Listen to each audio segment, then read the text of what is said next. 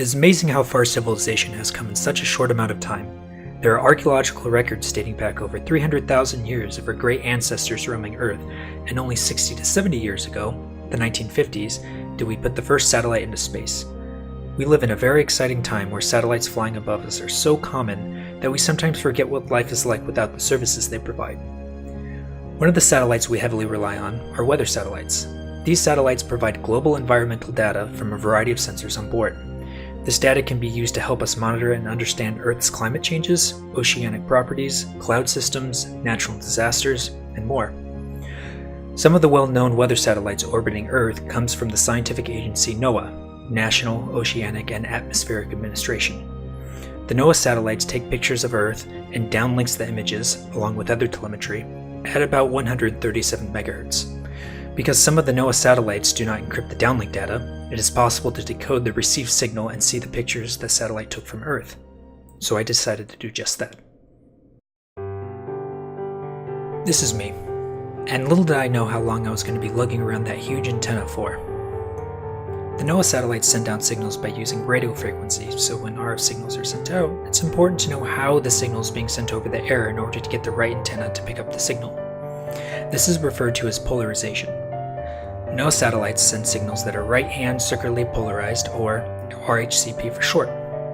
The antenna I'm using is a quadrifilar helix antenna, which is omnidirectional and picks up RHCP signals very well.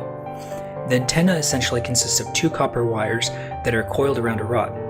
I thought about making my own antenna since it turns out they're actually pretty easy to make, but I wanted a nice durable one that I can use for other projects I have in mind for the future.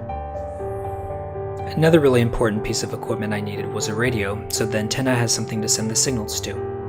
The radio I was using is called the HAC-RF1, and unlike conventional radio systems that are implemented in hardware, such as mixers, filters, amplifiers, modulators, demodulators, etc., the HAC-RF1 can implement all these functions in software. These types of radios are known as software-defined radios, or SDRs for short. The software I'm using to control the SDR is called SDR Sharp. It's a user-friendly, graphic user interface that by no means exposes everything that the HAC-RF1 is capable of, but it should be good enough to tell if I'm getting a satellite signal.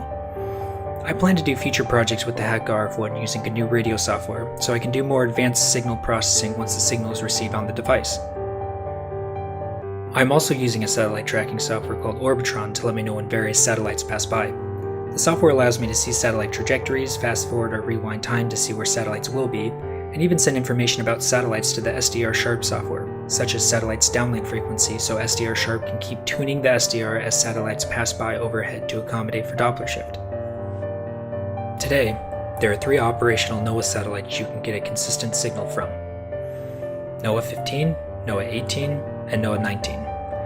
NOAA 18 was just about to pass over my area, so I brought out my antenna, radio, and laptop and waited for the signal. And waited. And waited some more.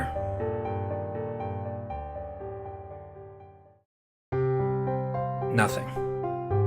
Disappointed but not discouraged, I was determined to get a satellite signal.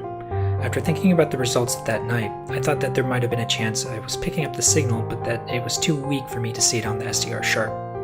So I looked into how I could decode the data I was picking up into an image in live time to see if I could make anything out. I found a software called WX2Image that can import audio files and decode the audio to create an image line by line. This was great for post-processing, but I still needed a way to see the image being generated in live time. After some searching, I found a software called Virtual Audio Cable that takes the output sound from one application and pipes it to the sound recording of another. As the satellite passed overhead, WX2Image started taking the audio data that SDR Sharp was playing.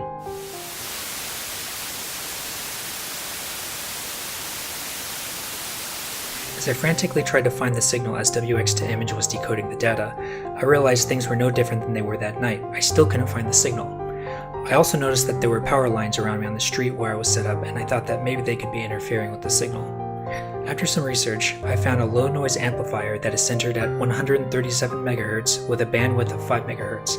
I connected the LNA right after the antenna, but before the SDR. My setup looks like this. The next morning, I tried to relocate to a place that was less noisy for the next satellite pass.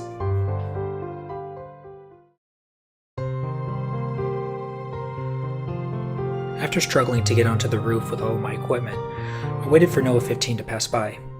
After doing this a few times, I got better at capturing everything that was going on. As you can see in SDR Sharp, the band around 137 MHz seems to be a lot more active than it was before, but unfortunately, what was coming in was still noise and I still couldn't get the signal. The next satellite pass was NOAA 18 and it was happening in 1 hour, so I called my friend to see if he could get a signal, and here's what he picked up.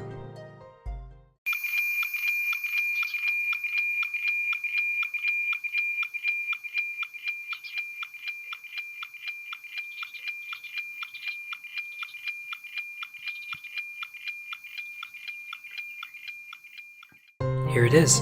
This is what I've been chasing. I was able to decode the signal he picked up after he sent me his audio file. Although I was able to decode a signal of an actual image from a satellite, I still wasn't satisfied that I couldn't pick up the signal on my own equipment. I still thought it could have been a noise issue, so I relocated to another place.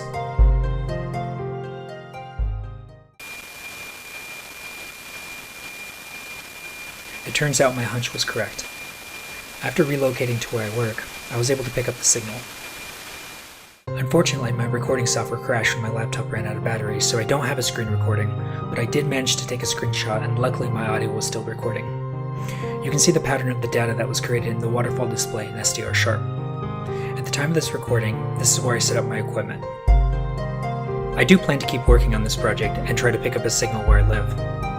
I'm looking into getting a tighter bandwidth LNA to reduce the noise even further in my area.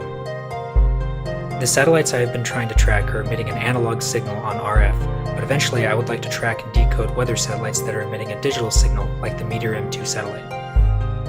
Thank you all for watching.